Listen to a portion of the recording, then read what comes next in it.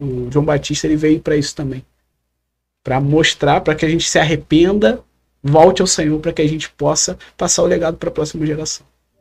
Entendeu? Hoje a gente tem uma geração que não tem, eu vejo muito isso, que não tem respeito pelos que vieram antes da gente, né? E a nova geração ela é mais intelectual, ela é mais inteligente, ela rompe muito mais rápido. Isso é fato. Isso é fato. Meu pai pensava de uma forma, eu penso muito mais rápido. Né? Eu tenho um sobrinho de 8 anos que, cara, tem coisa que ele fala que... Cara, eu falo, cara, como é que tu aprendeu isso? Ele, tio, eu vi, né? Não sei. Então, tipo assim, as gerações vão avançando. E a gente precisa continuar esse legado. Se a gente não coloca no Senhor, né, não deposita a nossa confiança, não deposita tudo aquilo no Senhor, a geração simplesmente vai esquecer quem Deus é. Até porque é maldito, né? Então você vai estar gerando outros malditos e uma geração de malditos. Mas o deserto também, eu penso que o deserto é para nos preparar, para nos, né, como foi para João, porque Jesus falou que não houve maior profeta, né? Imagina. Você tem um porquê? Vocês conseguem identificar o porquê que ele fala isso? Sim, mas você pensa bem, hoje eu estava vendo uma pregação sobre isso. Abraão foi considerado amigo de Deus. Moisés foi usado para abrir o mar, tantos milagres. João Batista não fez milagre nenhum. João Batista não deu profecia nenhuma, a não ser o que já estava escrito. Sim. Né? E foi considerado assim o maior, né? Então assim, imagina se ele não tem esse deserto preparando. O deserto nos traz humildade também, sim, né? Sim. A gente passa um tempo no deserto e fala, meu Deus, eu não sou isso que eu estava pensando, não. É verdade. Porque a gente não sou isso tudo não, que a gente murmura, a gente reclama, a gente acha que não vai acabar nunca. Então eu acho que ali também o deserto se viu, tanto foi para uma preparação dele se separar, né? Para se santificar, tanto que ele tinha um voto de Nazireu, né? Sim. Mas também para trabalhar um pouco, né? Porque você estava falando aí sobre que ele cresce, eu diminuo, mas muitas vezes é que ele cresce e eu apareço. Sim. Infelizmente, muito nós precisamos que ele cresça e eu apareça. Né? Então o deserto serve para que ele cresça e eu diminua, coloca a gente no nosso. É uma amansada no ego, né? Amansada, né? Então, eu acho que também serviu para isso, né? Além de tudo, essa separação, né? Porque eu digo que o ser humano, ele não, poxa, Douglas é uma pessoa humilde. Não, o Senhor fez humilde. Porque sim, ninguém nasce humilde. De nós mesmos. Não nasce. Agora, por que ele foi o maior? Não sei, os professores aí. Eu acredito que ele é o maior, se você comparar com outros profetas, porque João Batista gerou frutos de arrependimento. Coisa que outros profetas não geraram. Não conseguiram. A maioria veio para avisar Israel de um jugo por causa da falta do arrependimento. João Batista foi o maior porque ele gerou frutos de arrependimento. Sem arrependimento, o Messias não vem. Sem arrependimento, não tem avivamento. Então, não é que ele já não esteja andando, né? Só não recebe. Ele não der, só não recebe. Então eu acho que no meu conceito, assim, pelo que eu li da história de João Batista, é por causa disso. Que ele gerou frutos de arrependimento. É interessante, a cultura judaica diz que quando Adão peca, você não vê em Adão uma postura de arrependimento. Não vê, pelo menos no escriturístico não está, né? A cultura diz que Adão ele passou muitos dias, de frente ao Jordão, de boca aberta, assim como, se eu não me engano, o livro de Ezequiel diz, né? Menciona que quando os profetas queriam profetizar e o Espírito não vinha sobre eles, eles iam para a beira de um córrego, ficavam ali com a boca aberta sobre as águas, esperando o Espírito vir sobre eles, para eles profetizarem. Aí quando isso não acontecia, o Espírito não vinha, trazia uma profecia, o povo precisava de uma estratégia para a guerra, aí traziam os levitas para tocar e invocar a presença do Espírito. Então diz que Adão ele ficou dias perante o Jordão em arrependimento, isso é muito forte, buscando do Senhor o arrependimento, do Senhor, né? O ser humano ele pode produzir o que o texto sagrado diz que é o metamelanoia, que seria traduzido por remorso. E só o Espírito pode produzir o metanoia.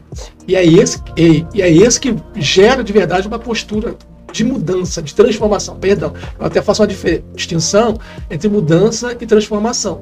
Porque mudança, por exemplo, o Cleiton tá aqui careco, mudou. Daqui a pouco deixa crescer de novo o cabelo. Mudança é algo que está sempre mudando. Transformação não. Uma vez borboleta, sempre borboleta. Então ele foi para ali e ali ele buscou. Olha só como é que você profundo. Primeiro o homem buscou ali o arrependimento.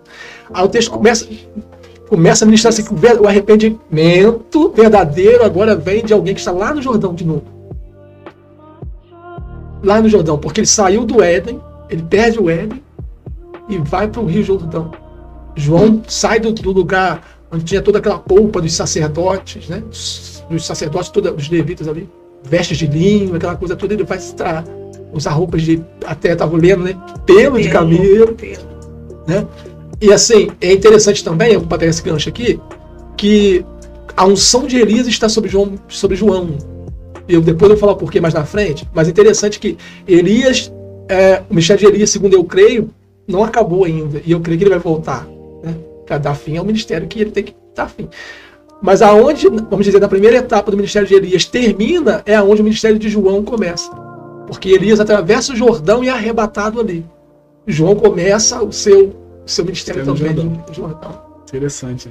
A continuidade, né, que Deus dá pro seu plano, né, de salvação. Porque é um plano só, né? É um plano só. É muito interessante. Vai em Lucas, né? Ele mesmo fala, o próprio João Batista, quando está pregando sobre o arrependimento, ele fala, né? Produzir frutos de arrependimento. Não basta vocês serem judeus. Vocês precisam gerar frutos de arrependimento. Muita gente acha hoje que basta somente a gente estar na igreja. Olha, basta... Eu já estou indo na igreja, vou todo domingo, toda quarta, ou, né, toda terça e quinta, algumas igrejas. Então, já estou garantido. Já vou ser salvo pelo fogo. Não, mas você precisa produzir frutos de arrependimento. É o mesmo erro que o povo de Judá, né? No tempo de Jeremias, caiu, né? Nós temos o templo, nós temos os sacerdotes, temos a Torá. E Nabucodonosor vem destrói, confiando no templo. Tem até a questão, eu não sei se a palavra é fideísmo, não sei se é isso. Que é a fé na fé. É essa a palavra? Fideísmo? Acho que é isso.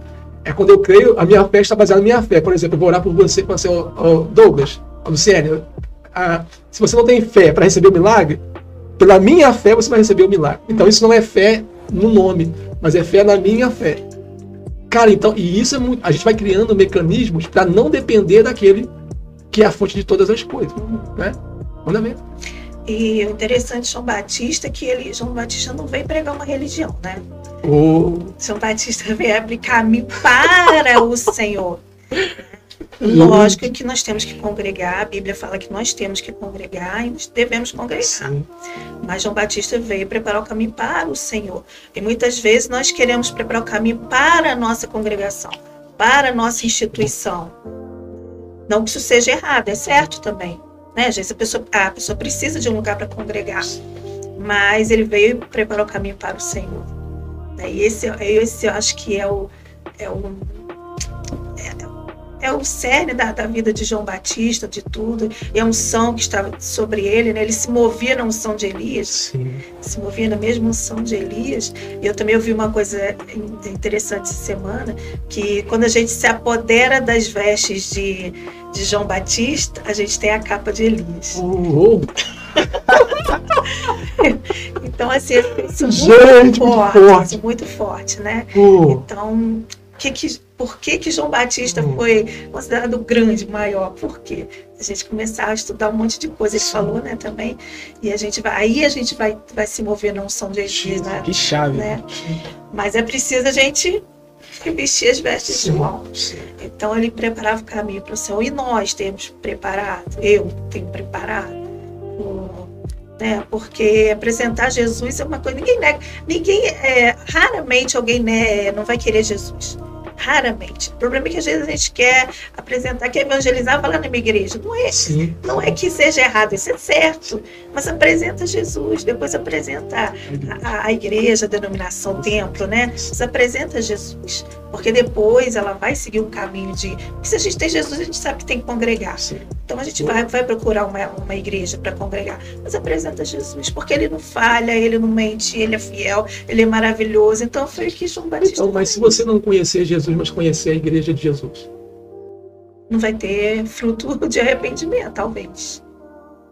Entende? Porque Sim. os sacerdotes, eles estão lá, tá tudo lá, como o Douglas ministrou aqui, tá tudo lá, Sim. né? Eu me lembro que Alexandre o Grande, né? Ele muda a forma de conquistar. Antes de Alexandre o Grande, os conquistadores, eles exterminavam os povos, né? Os territórios dominados ali. Claro, né? Nós sabemos que tem que se cumprir a profecia de 3:15 de Gênesis, que é a vinda do Messias. O Senhor levantou o povo dele, que é o povo judeu, na época hebreu, né? Então eles não vão ser exterminados por causa disso, né? Eu sempre digo que a esposa do pai é o povo de Israel. E a igreja é a esposa do filho. Mas, assim, antes de Alexandre o Grande, você vê, eles exterminavam os povos. Alexandre o Grande vem com uma filosofia diferente, que é o quê? Não, para que eu vou exterminar os povos? Colonizar. E não tenho o que fazer com a terra. E aí Roma, quando vence, né? Os gregos ali, eles assumem, adotam a filosofia grega e com a prática dos romanos. Aí é o que você falou. Então eles estão dominando a Palestina antiga, vamos dizer assim, e sujeitando os que eles têm como raça inferior ali. Mas então os judeus falam assim, não, mas está tudo bem. Não mexeu na nossa língua, não mexeu na nossa cultura, não mexeu na nossa fé. Está tudo aqui.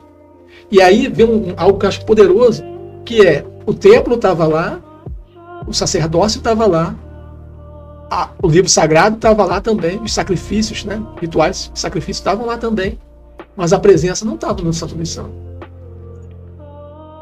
Você não estava lá. Tava lá. Profético não estava lá. Aí como pode, cara, alguém viver uma vida, como eu brinquei aqui com o Cleiton quando ele chegou aqui, como pode alguém viver com uma vida sabendo que naquele lugar onde eles estão, a presença não está? Tá tudo ali. Tá tudo ali. Continua tendo os louvores, tá tudo ali, mas está faltando a presença. Aí você vê, olha a hipocrisia do povo da época. Né? Porque nós somos muito bons em ser religiosos. Ótimo. Né? Você nem já está se formado, né? Em ser religioso. E eu digo que a religiosidade nos rouba intimidade. Então, assim, aqui já vai uma dica para você que está me vendo aqui. Se você tem frequentado um lugar, você não sente, poxa, o Senhor não está aqui. Não é que o Senhor não esteja ali. É você que está vazio na presença. Enchei-vos do Espírito, não é mandamento, não está assim, ó, os pastores enchei-vos do Espírito. Não, é todo mundo. Aí nós queremos o quê? Dar à igreja um papel que a igreja não tem. Né? A igreja ela tem o papel dela, eu sempre digo que isso aqui é até muito bom, sabão que você levantou. A igreja é fundamental. Não é tudo, mas na parte que ela se propõe, né, biblicamente falando, ela é fundamental. Mas você precisa da presença.